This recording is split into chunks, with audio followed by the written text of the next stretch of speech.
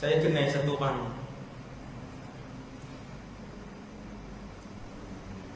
kalau dia tengok pun tak apalah kan? Satu orang multi-millionaire, bukan ada 30 juta kan? Satu orang ada multi-millionaire. Dia nak mai ke agama, tapi gaya tu tak mau nak tinggal lagi. Dia punya standard apa semua kan. Saya perhati tengok. Bukan saya doa tak elok, no? Saya dah tengok kekayaan dia tuan.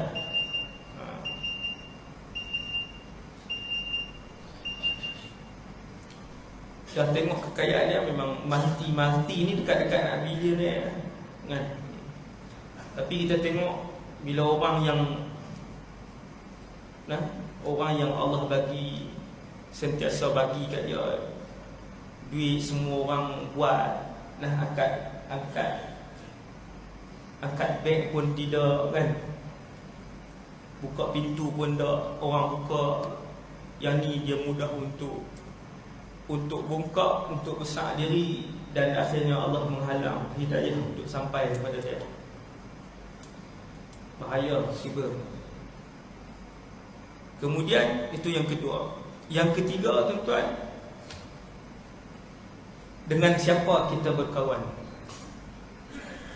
Hak ni bukan tajuk untuk budak umur 17 lah. Saya buat tajuk ceramah motivasi, bukan dah. Dengan siapa kita berkawan untuk orang yang walaupun umur dia 75 tahun. Kerana zaman hari ni kita boleh jumpa orang 75 tahun berzina dengan anak orang lain. Zaman hari ni.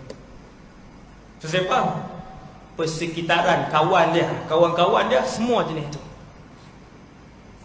Anak-anak duk siapa ni? Ustaz, ayah 70 lebih lah, duk ada awet ni. Betul tak? Ada awak ini duk main mesin ni.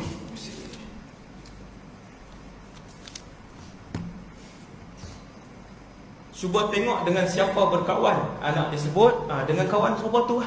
Semua hak jenis kaki-kaki itu juga kawan. Sebab itu Allah sebut tentang dengan siapa kamu berkawan dalam Quran. Tuan-tuan, dengan siapa kamu berkawan Allah mention dalam Quran.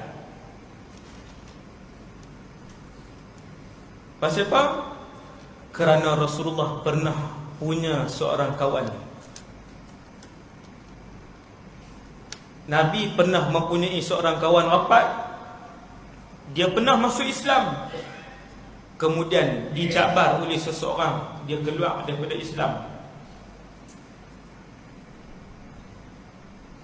Mut'im ibn Adi, kawan baik Nabi. Nabi pergi rumah dia pergi rumah Nabi. La ilaha illallah. Nabi sayang dia dan dia sayang Rasulullah. Dia masuk Islam sat. Kemudian dah satu Mekah semua duk hina Nabi apa semua. Dia ni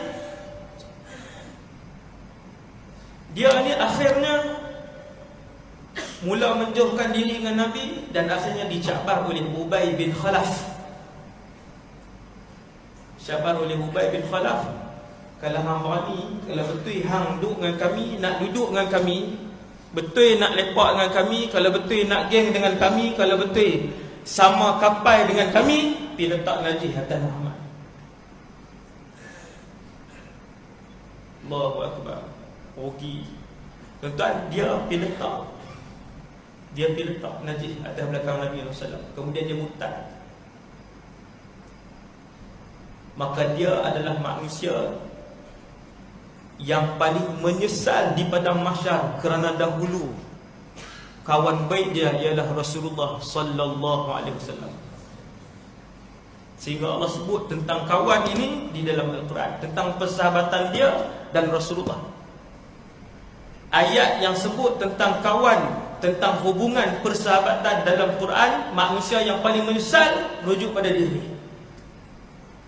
Seandainya dia berkawan dengan Rasulullah sampai dia wafat, kedudukan dia di sisi Rasulullah dalam syurga di akhirat.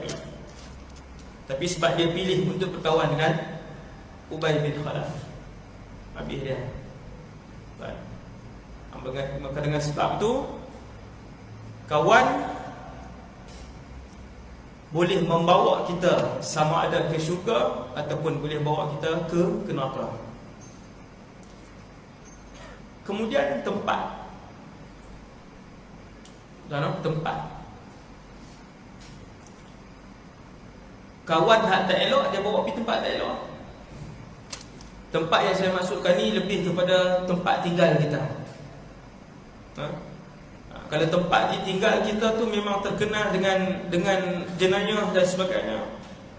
Di Sungai Tengah ada 2 tempat yang disenarai hitamkan oleh pihak polis. Saya tak sebutlah, tak malu pula orang tempat tu. Memang jenayah dia, tuan-tuan nak pergi petang-petang tengok orang duduk isyarat pun boleh kat tangga-tangga flat. Boleh sambung ni dia. Flat. Dahsyat lah tempat tu. Memang dahsyat. Yang ada kes bunuh bubuh dalam tong air. Bunuh bunuh air. Tang tu juga. Inna lillahi wa inna ilaihi raji'un. Tempat. Syarat yang keempat dan yang terakhir ialah tempat yang elok. Tuan-tuan, ni untuk berubah. Tempat yang elok. Sebab itu dalam satu hadis semua orang tahu kisah ni, bila satu orang ni dia bunuh 100 orang. Hadis ni hadis sahih, tuan-tuan. Lepas dia bunuh 100 orang, dia penduk, dia kata teruk sangat dah ni. Tu dia bunuh 100 orang baru nak sedar. Bukan bunuh serentak, kan? Kalau bunuh serentak macam Bashar al-Assad tu, kan, sekali bunuh 100, 200, 800 orang, 1000. Hak tu tak berasa apa dah. Laki ni dia bunuh, sekali dia bunuh seorang, lepas beberapa minggu pula dia bunuh. Mencecah bilangan orang yang dia bunuh tu, Rasulullah sebut secara spesifik 100. Kemudian bila dia dah bunuh cukup 100 tu, dia duduk, dia kata nak kena berubah. Mai daripada dalam hati dia, dia kata nak kena berubah. Aku insaf, aku nak berubah, nak taubat. Ni saya cerita pendek ni. Dia pun jumpa Tok Guru. Hak dia jumpa ni nombor 2 dah. Dia pergi jumpa Tok Guru tu, tanya, di mana tempat tinggal kamu? Dia pun sebut sekian. Maka Tok Guru tu pun jawab, tempat tu banyak maksiat, tempat tu ramai tak pergi sembahyang Jumaat. Di tempat itu, dia pun sebut, Tok Guru ni sebut, tuan-tuan nampak syarat. Maka Tok Guru tu sebut, Allah Subhanahu Wa Taala boleh terima taubat kamu dengan sebanyak mana pun dosa yang kamu buat, dengan syarat, Tok Guru ni kata, mesti pindah daripada tempat tu. Hang duduk di situ, kawan-kawan semua tak elok, duduk di situ, persekitaran dia tak elok. Persekitaran tu tak elok. Zina banyak di situ, anak lak nikah banyak di situ, yang tikam nak buat pun ramai di situ. Pindah, kata Tok Guru ni. Tuan-tuan tengok. Maka dia pun balik, pergi rumah dia, kemas-kemas barang, terus pindah daripada situ. Zaman tu senang, tuan-tuan, nak pindah buat macam tu lah. Kan? Kita pun kalau persekitaran tak elok, keluar, tuan-tuan. Maka dia pun balik, siap barang, dia pun keluar. Tengah perjalanan, tak dan sampai pun kampung yang orang kata apa, kampung orang baik-baik. Masjid dia aktif, program agama dia banyak. Subhanallah, ceramah pun ramai orang, penuh masjid macam ni. Kan, penuh sampai belakang. Dalam perjalanan, tengah jalan, malaikat maut ambil nyawa dia. Tak ada pergi taubat pun, tengah jalan. Buat kali pertama dan terakhir dalam sejarah ketika itu, 2 pasukan yang mengiringi malaikat maut datang. Sepatutnya 1 pasukan je. Tuan-tuan sekalian, setiap kali kita mati, yang akan ikut malaikat maut 1 pasukan je, iaitu sama ada pasukan malaikat rahmat kalau kita orang soleh, ataupun pasukan malaikat azab kalau kita orang jahat. Main bukan 2 orang yang iring malaikat maut. Laki-laki ni 2 grup main. Malaikat maut pun roh tu duduk di tangan dia, dia pun tengok. Ni nak bagi kat siapa ni? Dua-dua mai. Sepatutnya satu grup saja tuan-tuan. Mesti satu grup saja. Itulah kali pertama dan terakhir. Dua grup mai. Kata kumpulan malaikat rahmat, kami berhak dengan ruh dia. Kerana lelaki ini ja'a taiban muqbilan ila Allah. Dia datang dalam keadaan bertaubat dan mencari ataupun pergi kepada Allah Subhanahu wa taala. Kumpulan malaikat azab kata dak, roh dia kami yang ambil, wahai malaikat maut, bagi ke kami. Sebab lam yasjud lillahi sajdatan qat, lelaki ini tak pernah sujud walaupun sekali kepada Allah. Dua-dua tak boleh ambil. Allah hantar mai malaikat lain. Ini cerita hadis sahih Muslim. Hantar mai malaikat lain turun. Malaikat ni ada putusan.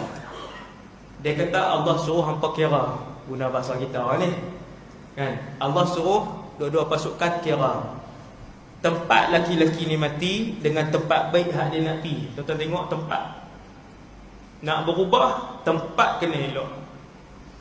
Persekitaran mesti ramai orang soleh. Ukur tempat dia meninggal dengan tempat baik hak dia nak hijrah pergi ni, dengan tempat dia meninggal dan tempat jahat kampung tak elok hak baru dia tinggal. Hak mana yang lebih dekat? Kata Rasulullah, malaikat-malaikat ni pun pakai ukur dan mereka mendapati tempat dia ni meninggal lebih dekat dengan kampung baik yang dia pergi. Hanya sejengkal saja. Sejengkal. Allah Maha mengetahui. Tapi Allah nak tunjuk kepada saya dan kita semua bagaimana Allah berurusan dengan orang yang pergi kepada Allah Subhanahu wa taala. Akhirnya roh dia diberi kepada pasukan malaikat rahmat.